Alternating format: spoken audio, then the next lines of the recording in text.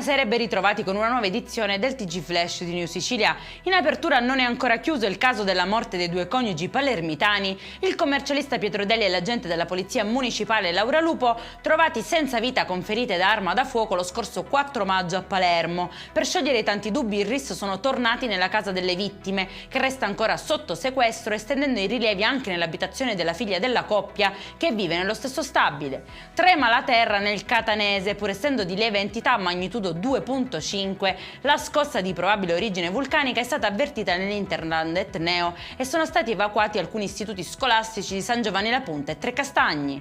Macabro ritrovamento in una casa abbandonata a Favara nell'Agrigentino, dove i carabinieri hanno scoperto il cadavere carbonizzato di un operaio sessantenne, Angelo Sicilia. L'ipotesi investigativa attualmente privilegiata è quella dell'incidente domestico, ma sono ancora in corso accertamenti per chiarire l'esatta dinamica dei fatti.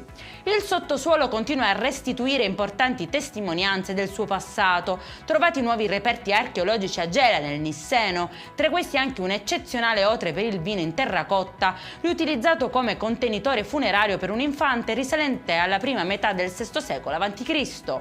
È in chiusura il meteo, tempo incerto per la giornata di domani, con alternanza di sole e nuvole e possibilità di precipitazioni. Per questa edizione è tutto, prossimo appuntamento domani alle 13:30. Buona serata!